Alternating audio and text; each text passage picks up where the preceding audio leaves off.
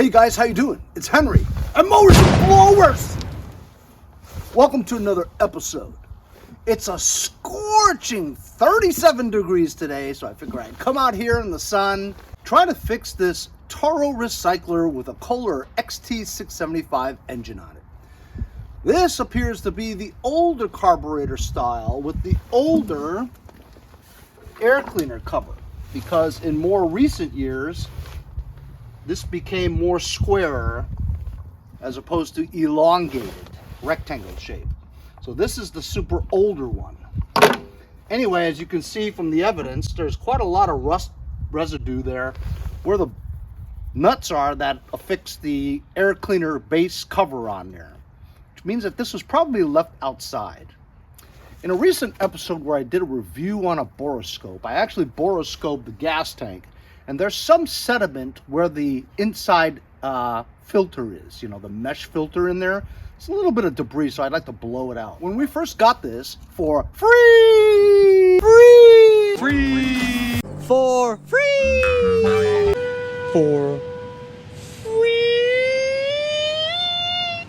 that's right, free, from my friend Robert from Holbrook. And Mowers and Blowers, a Toro recycler with a Kohler. Ooh, there it is. And Mowers and Blowers.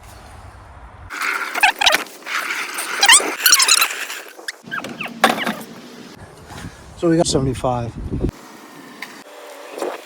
Why says different coats? No, he's only. This is actually like the third recycler he's given me. I guess he's just lucky. He just picks up recyclers. Anyway, when we got it, we did try to pull start it. Didn't start, of course, because there's no gas in it. We blew some carb cleaner into the carburetor, and it did turn over. Now look, I want to explain something about the terms of how you can describe what's wrong with your lawnmower. So, like when you're cranking your engine, right? Does it crank? Cranking means that's cranking. Turning over means that it combusts and ignites, and on its own there's a rotation at least, so it fires up the spark plug, combustion is made in the combustion chamber, crankshaft and piston moves due to the combustion. That's turning it over, just like that. That's a turnover. Running means it's running on its own with its own gas. There are people that use terms all the time, like, so tell me what's wrong with your lawnmower? Oh, it runs. No, it doesn't run. You gotta describe it. Does it crank? Does it pull freely, not seized? Does it turn over, or does it run? People use the wrong terms all the time, so it's hard to diagnose what's wrong with somebody's thing when they describe it that way.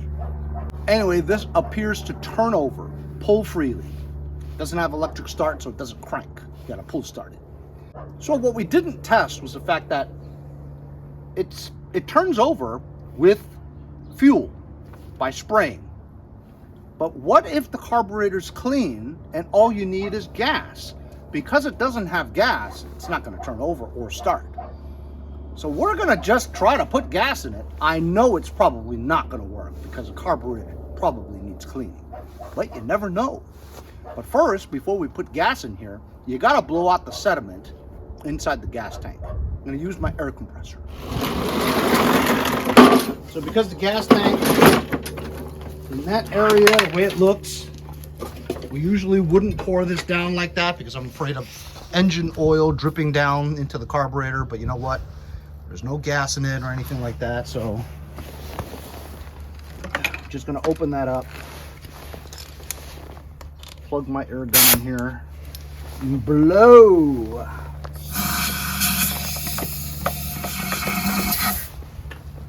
It ought to be clean enough.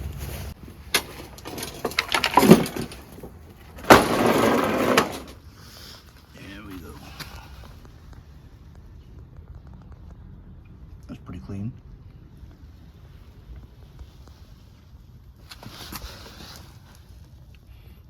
Pretty sure carb needs cleaning. What do you guys think? Look at those nuts. These nuts. See all the corrosion where the choke flap is? It's actually holding the choke flap open, which is another reason why it won't start. It's got to be closed on a cold start. Either way, you got to test it properly. Got to see if it runs on its own. So we'll put some gasage in here. That's right. Unleaded, 10% ethanol.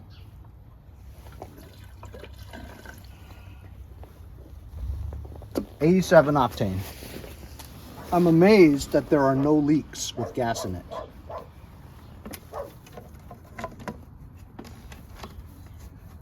Let's check oil.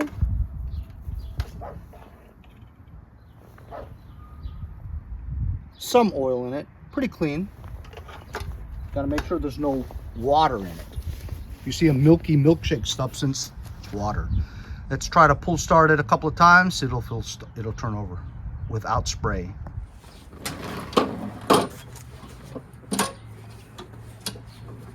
This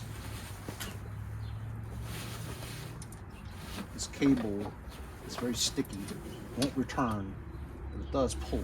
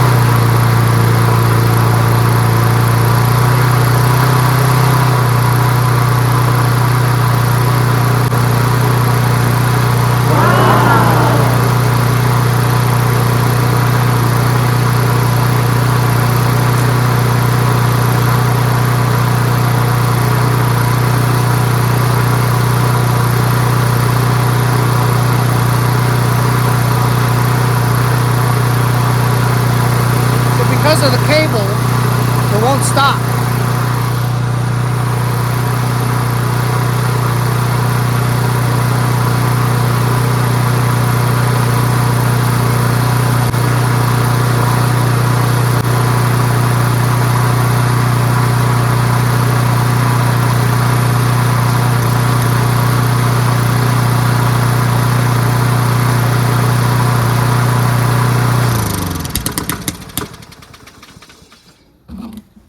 So it's jammed up so much and it's kind of seized in that mechanism. Just gotta knock this part forward so that the semi-metallic brake pad touches the flywheel, makes ground, and cuts off the magneto, cuts the engine off. So we're gonna have to take off that cover, but it appears that the carburetor's just fine. As you saw, all we did was start it and it started on the first pull, which is amazing given the look of this carburetor. It just looks disgusting, but apparently it's clean and it runs good. You saw that the RPMs were kind of low, so just by bending this little adjustment tab, you can increase the tension of the spring that's on the governor linkage, and that increases your RPMs to about 3,500 RPM just by hearing it, you know. But we do have to fix that mechanism over there. Also, as you can see, this is a front self-propelled machine, because you can see the cover on the front left-hand side where the pulley is to turn the gearing of the axle to make the two front wheels spin. Why didn't I try it? Because if you look at the cable, there is no cable. The control cable is broken. So we're gonna need one of those, which I don't think I have. So as you can see, even after running, there's no leaks. Sometimes after a while, after you run it, things warm up, the gaskets will start to crack because of it's sitting for so long without any fuel in it. Now with the fuel in it, it'll cause really old gaskets that are rubber, you know, and will tend to crack because of the first touch of moisture for a long time. Anyway, it's missing a 10 millimeter nut here. That one, thank goodness, came out. That one was very loose. But good thing is these Kohlers are actually very easy to work on, the Xt675 ones. I like these engines. A lot of people don't, but I like them. Recoil starter seems to work well. You see the pawls come out when they are supposed to. Maybe we'll lubricate that a little bit with some penetrating Earl. Need to find another 10 millimeter nut that goes here. And as you can see, once the recoil starter comes off, the engine cover comes off very easily too. This thing was sitting over there. This belongs over here. Fan looks good. That looks good. Obviously, the keyway is good because it started. And we did boroscope this flywheel, and it does stop on its own, even with the semi-metallic pad. There's a little bit of rust, but it does stop. So our concern is obviously this cable. This brake control cable is very rusty, and it doesn't move freely through the sheathing of the cable all the way to the bail handle. So I'm gonna disconnect this Z-bend from this mechanism. We're gonna test this mechanism to see if it, freely pivots and moves. But I think it's the cable itself is rusted inside, so it binds inside and it won't freely move, which is causing it to stick. So I'm going to remove this, shoot some penetrating oil through the cable, kind of work it back and forth until it smoothly moves. And then we'll test and see if this thing needs lubrication in this area. This is really interesting. Have you guys seen this? I haven't seen this in a long time. I might have seen it before, but this is what helps it kill. See, this metal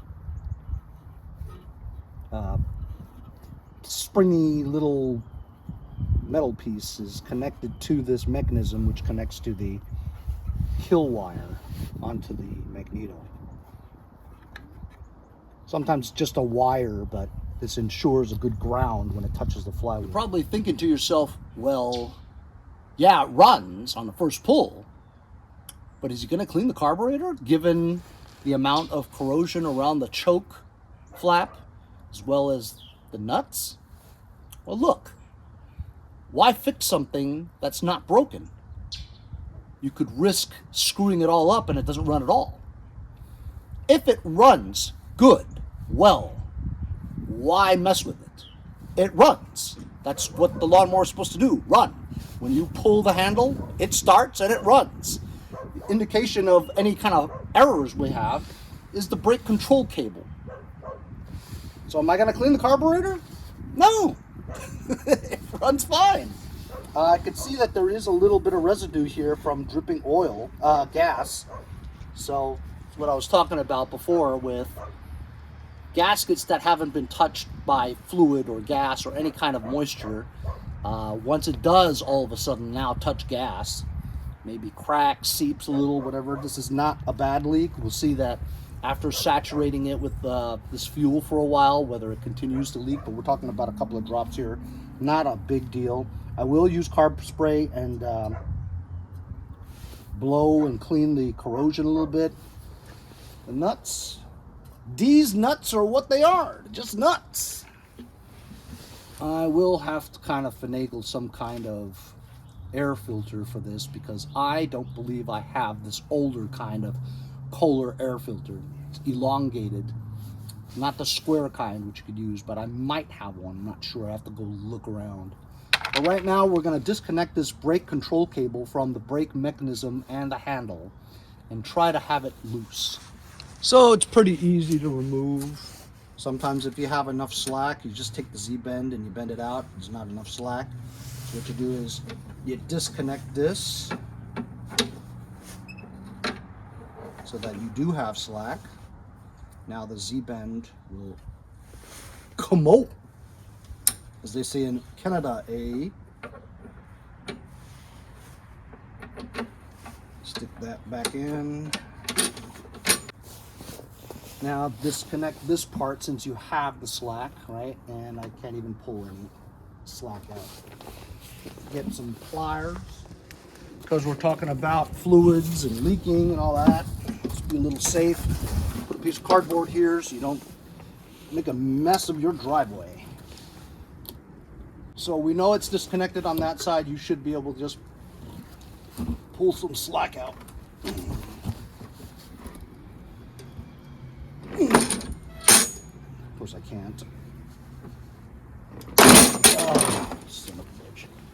This was inevitable because the cable has been compromised with rust inside the cable, so it wouldn't have lasted a long time.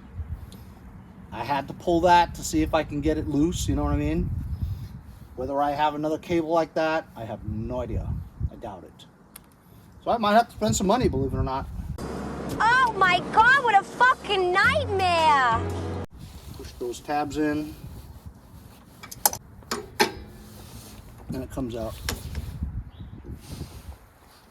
Now, does this move by itself?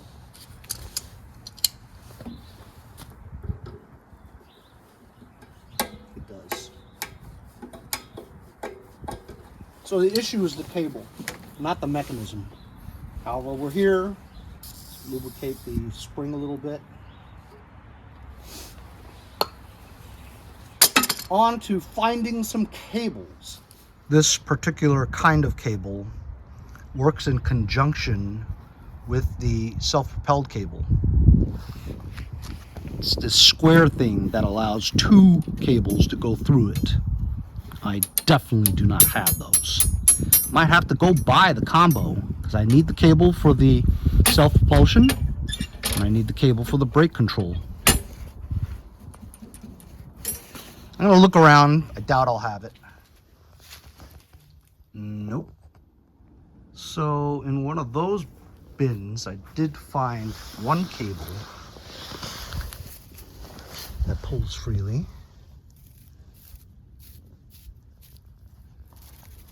And this is a transmission control cable for propulsion. It does move freely, it's dry. But this end is busted off. The Z-bend part, probably used this by welding a Z-bend on there. I do have a few handles here from lawnmowers that I've kept. Let's see if I can find one that fits.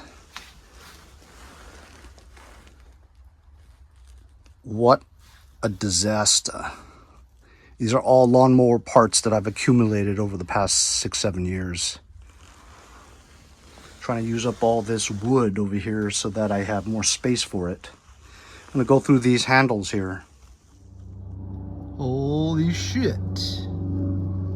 I've got a handle here that's designed to have the front self-propulsion along with the bail handle cable, and it goes into the square kind of thing. This one's good.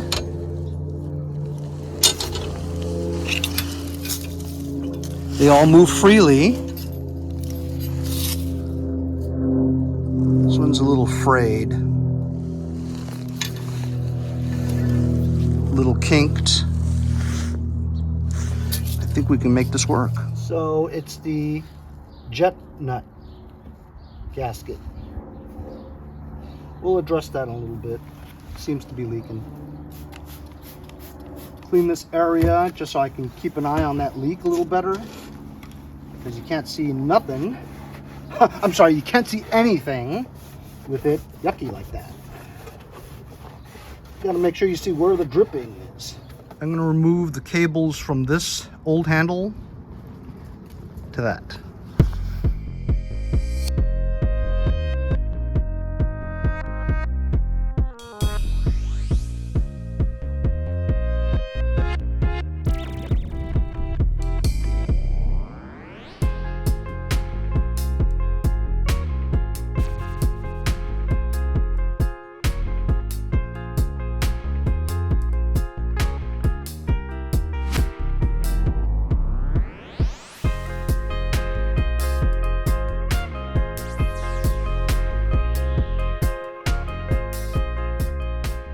So as you can see, I've tried several different cables.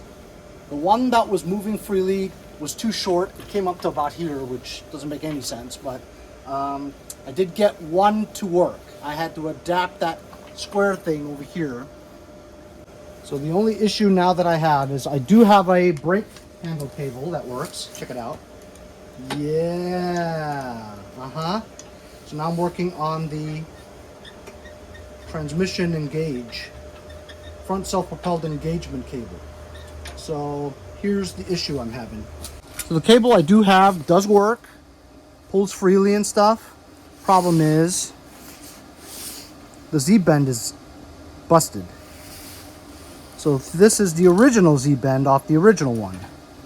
And basically it busted right there, see? So the Z-bend has broken off of this one.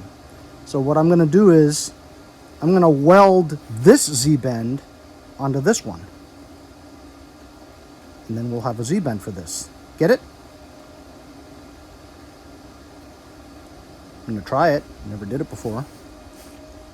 That's what I'm gonna do. So you have to make sure that you weld this part onto the outer part of the Z-bend. Because if you put it over here, right, Z-bend won't go in the hole. So you have to make sure it's on top. I want to make sure it's about the same size. I'm just gonna hold this together until I get a tack on that one and it stays in place. It's going to be tricky because I also have to ground it too. And we're talking about a wire here, so kind of hard to get together. See, it's not even holding. Okay, I think I got it grounded right. Just going to do a quick tack here.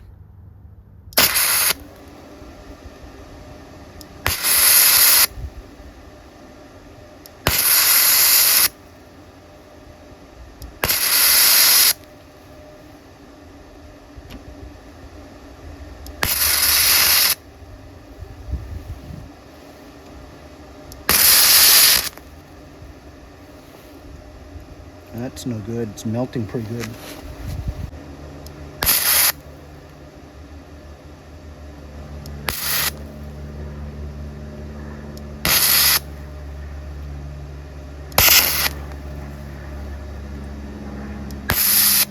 So guess what? It's not going to work because this is aluminum. It won't work. I have to try to weld like the cable to that cable. That'll be tricky. So look, the heat has just warped this thing now. Zip tie, the Z-bend. So now it's compromised. Can't use this. Gonna find another way. So I made some kind of contraption, like a screw with a nut on it, just to hold that metal piece in the hole, and then taped around it. Look, seems to work just fine. And it won't come out either. We'll just call that fixed. Let's figure out now why the carburetor leaks. Let's clamp off the fuel for a second. I see. It actually turns the bowl too. So it's rusted in place. It's starting to move now. There we go. Not yet. I'm surprised this runs on its own because given how it seems like there's a lot of rust.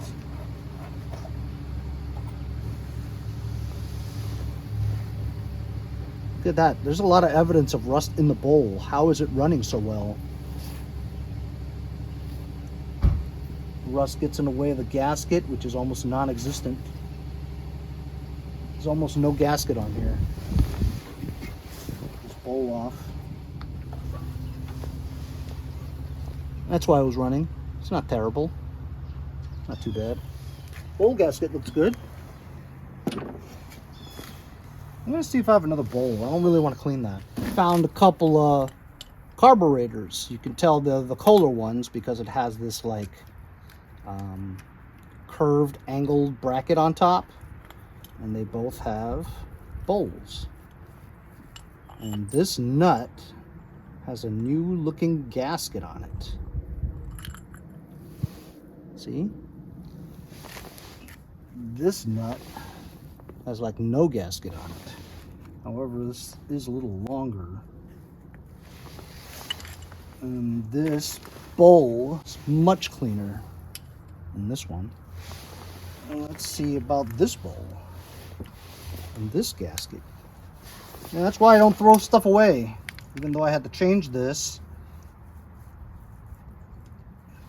That gasket is trashed. How about this bowl?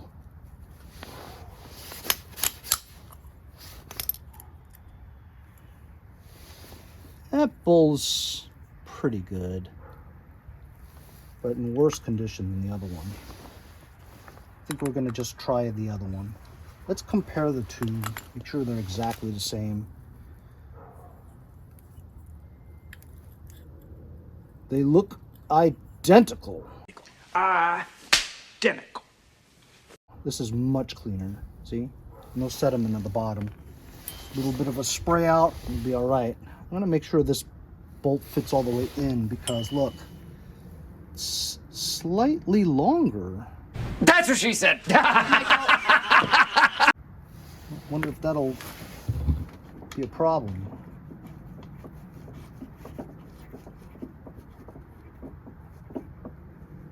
It might be, because it doesn't seem to screw all the way in. Odd, huh? Like I said, this is an older model engine, maybe? It seems about the same. I'm gonna try it, okay?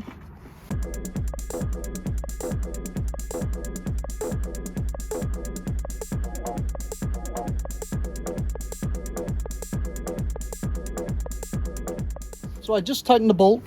Bolt did go all the way in. Problem is, because of that extra ½ inch that's longer, maybe not a ½ inch, but quarter inch that is longer than the original nut. Yes, I could just put the original nut back in there after I clean it up a bit. I could do that. But I wanted to see if it works. Maybe it'll block the emulsion, you know what I'm saying? So maybe it might not get oil, gas. We won't find out unless we put all this stuff back together again. So I found another 10 millimeter nut. You're a nut. It's very easy to work on, these Kohlers. I like them.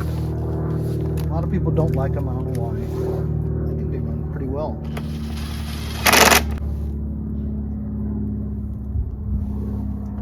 So yeah, kind of a pain in the ass. Had a lot of issues, right? But fortunately the carburetor really wasn't that dirty. Has signs of it being left outdoors though.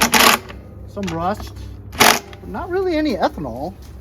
And we did this thing with the cables and hopefully it'll work. Let's start her up and see if it runs. As you do see, there is no leaks, which is amazing. All right, let's see. Will it run?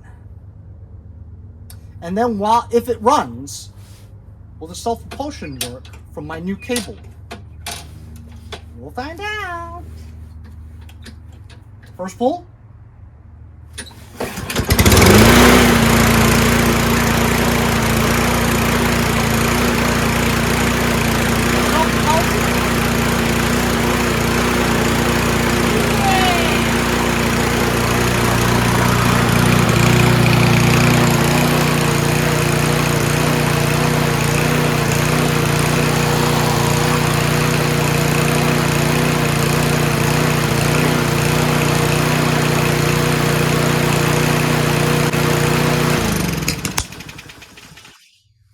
Nice.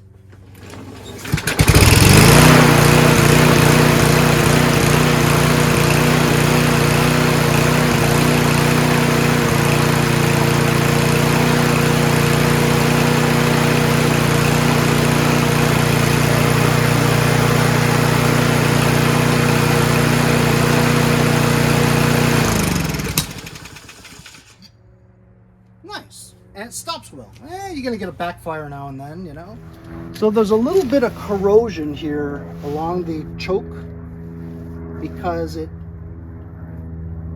have to manually close the choke with your hands because there's like stuff there. I'm gonna get the hinges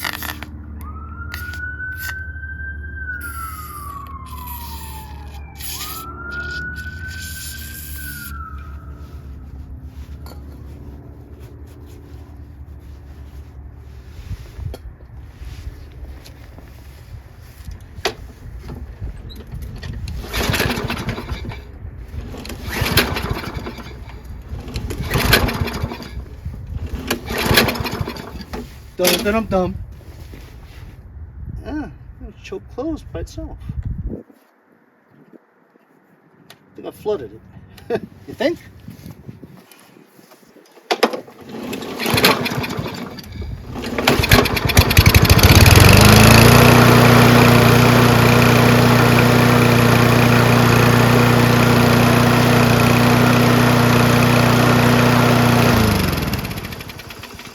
Nice. Nice. So, I'm going to put that cover back on, this cover.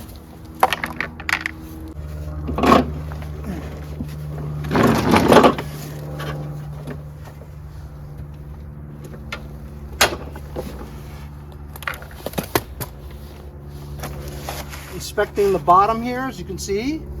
Blade looks great. Maybe not that great. Good enough for me. Remember guys, I'm just a flipper. I don't service this stuff.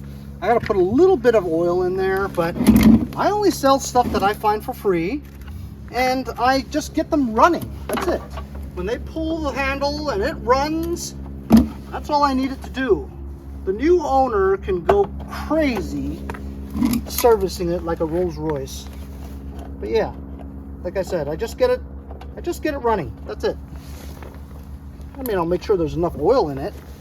I'll make sure it runs and works. But I'm not going to do any service on it. You know, like, I mean, it depends on the condition of the machine. If the machine is like in, you know, mint condition, whatever, then yeah, I'll make sure that everything is like mint condition. But if it's not in mint condition, sometimes I just get things working and get rid of it. Fast flip. But I mean, this is a pretty clean machine, you know.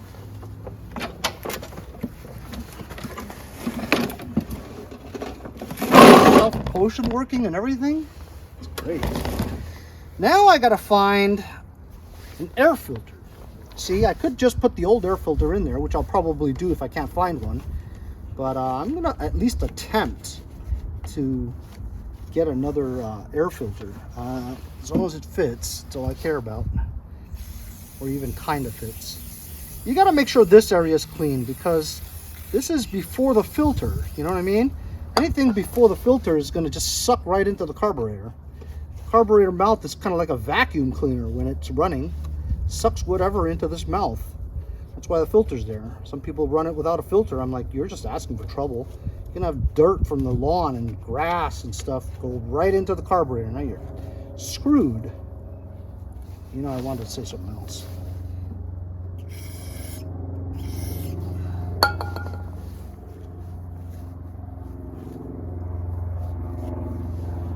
All right, let's go find a air filter. And so far, no leaks. I'm amazed. Amazed. So I looked everywhere, and I only have this one that's close. It is the same exact height. It's just missing an inch here.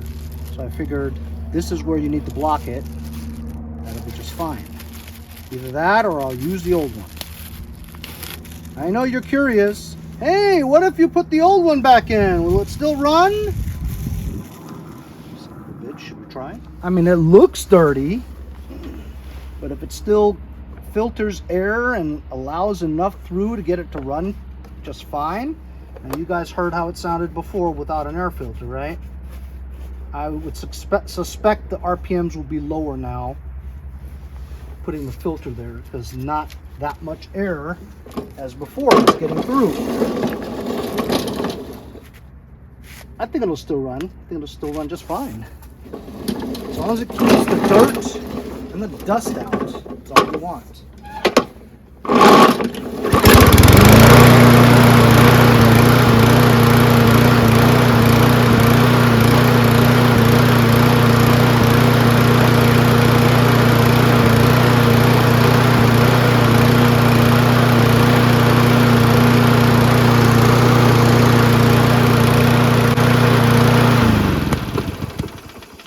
Just fine. I'm gonna keep it in there. Save that for something else. Got to tighten this. So this actually pulls out more so it doesn't engage. Pull it nice and tight.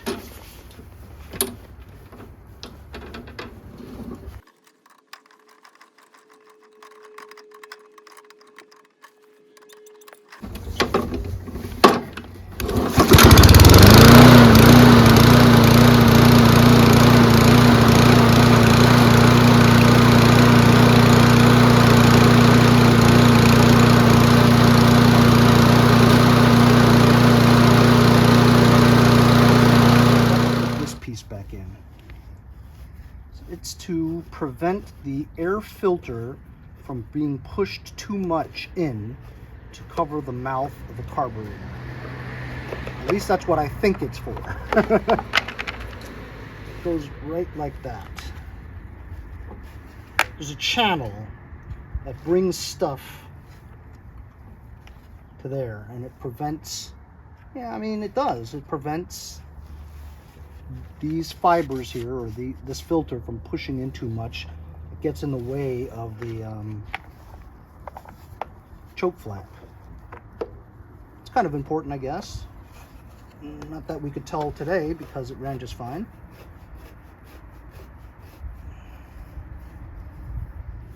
Yes, it is the middle of winter, but I list all my things. Super clean. Just a quick wipe down, because it makes a big difference. Takes better pictures.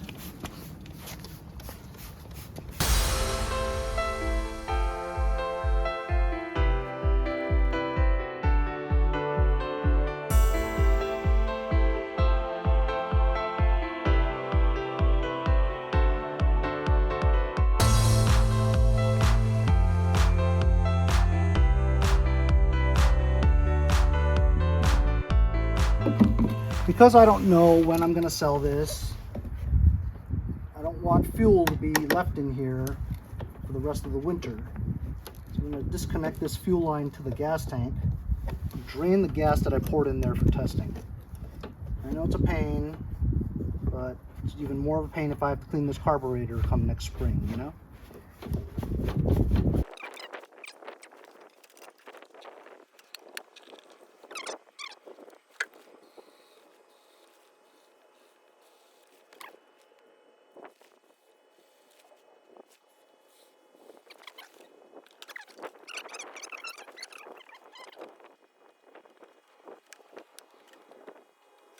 Preferably use a container that is gas proof. Put a clamp on here. Now just start her up and let it run until all the gas is depleted from the carburetor.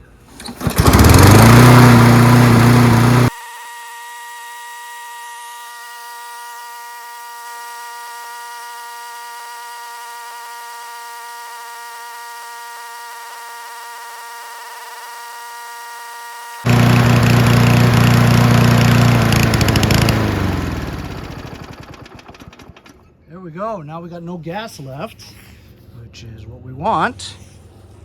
And I almost forgot. Almost forgot to check the oil again. I always forget.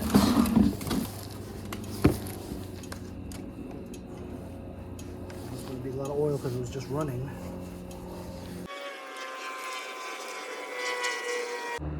Now it shows actually over. I'm going to let it settle for a bit because it's got oil splashed up along this reservoir. And wait until it settles down. We can get an accurate reading. It's actually right on the money. It's clean. That's weird. And I did it before. All right, well, it's good then.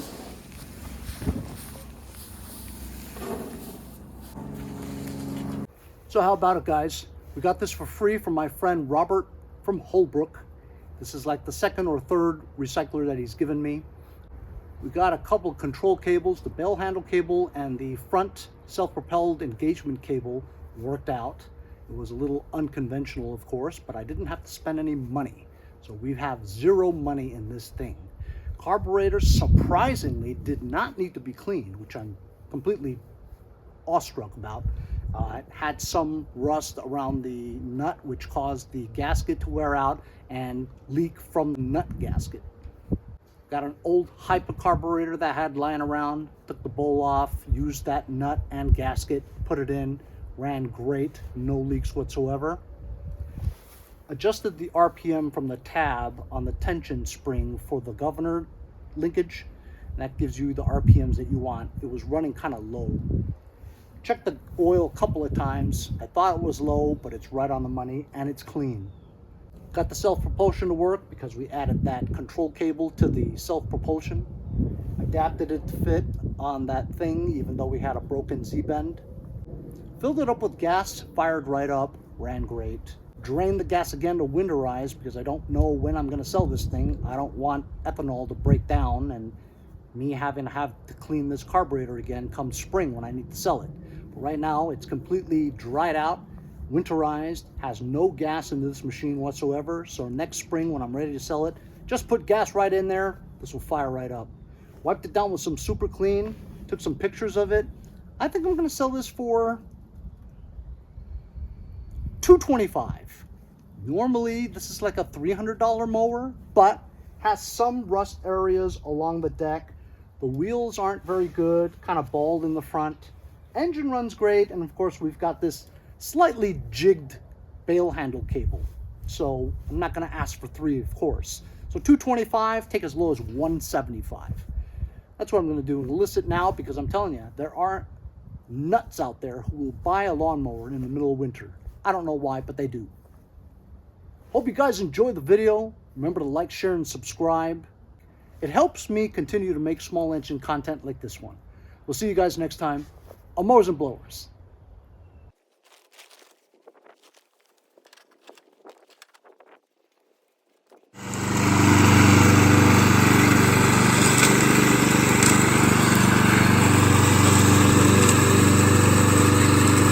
This guy screwed this up. I'm gonna See you guys next time on Mowers. Blowers.